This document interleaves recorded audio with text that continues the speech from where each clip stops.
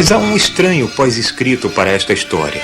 Os pescadores dizem que o samurai Reiki ainda vagueia pelo fundo do mar do Japão na forma de caranguejos. Foram encontrados caranguejos com marcas curiosas nas costas, padrões que lembram um rosto humano com um aspecto agressivo de um guerreiro samurai do Japão medieval.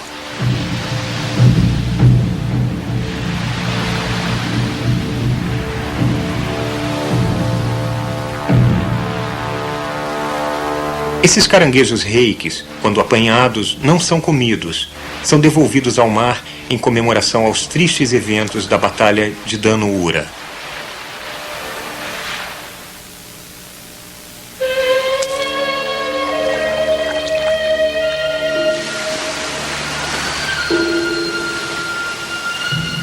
Esta lenda levanta um problema instigante.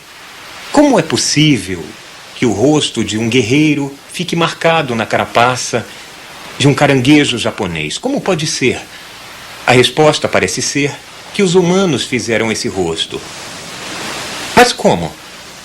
Como muitos outros aspectos, os padrões nas costas ou carapaça deste caranguejo são herdados. Mas entre os caranguejos, assim como entre os humanos, há muitas linhas diferentes de hereditariedade. Mas apenas suponham, por acaso, que entre os ancestrais distantes deste caranguejo havia um que parecia só um pouquinho com um rosto humano. Muito antes da batalha, os pescadores podem ter ficado relutantes em comer um caranguejo com um rosto humano. Ao jogá-lo de volta ao mar, eles deram início a um processo de seleção. Se você é um caranguejo e a sua carapaça é apenas comum, os humanos vão comê-lo. Mas se você parece um pouco com o rosto, eles vão jogá-lo de volta e você vai poder ter muitos caranguejinhos que vão parecer com você.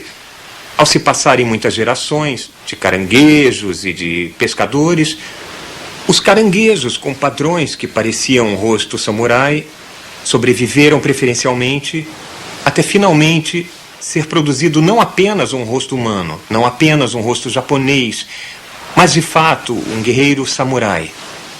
Nada disso tem a ver com o que os caranguejos poderiam querer.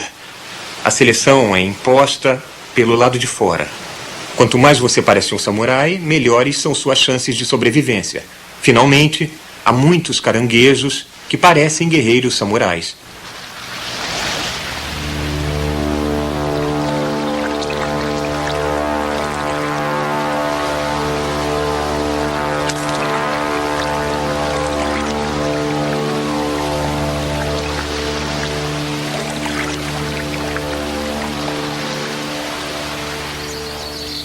Este processo se chama seleção artificial.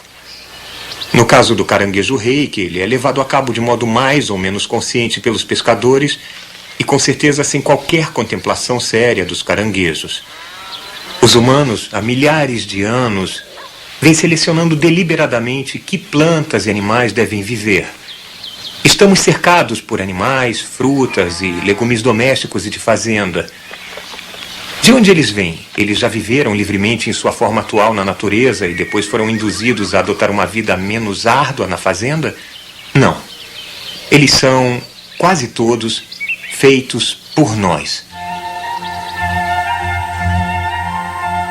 A essência da seleção artificial para um cavalo, ou uma vaca, um grão de arroz ou um caranguejo reiki é esta. Muitas características são herdadas, elas realmente se reproduzem.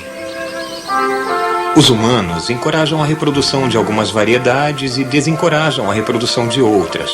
A variedade selecionada finalmente torna-se abundante.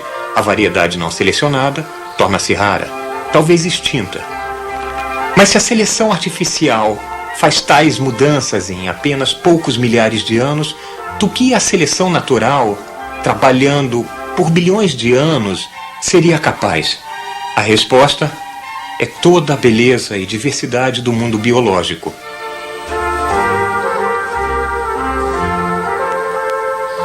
Que a vida evoluiu através dos anos está claro pelas mudanças que fazemos nos animais e vegetais, mas também pelos registros nas rochas. A evidência fóssil nos fala de modo não ambíguo de criaturas que já estiveram presentes em grandes números e que agora desapareceram de vez.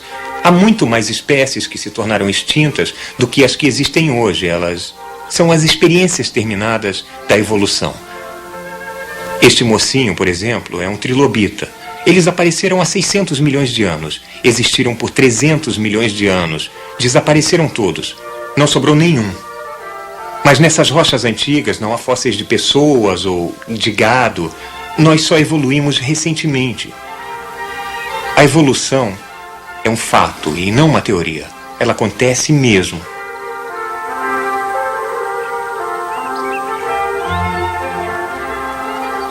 Que o mecanismo da evolução é a seleção natural foi a grande descoberta de Charles Darwin e Alfred Russel Wallace. Funciona do seguinte modo. A natureza é prolífica.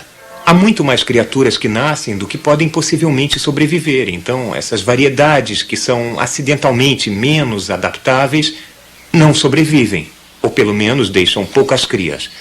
Agora, as mutações, mudanças repentinas na hereditariedade são passadas adiante, se reproduzem. O meio ambiente seleciona essas mutações ocasionais que ampliam a sobrevivência e as séries resultantes de mudanças lentas na natureza dos seres vivos são a origem de novas espécies.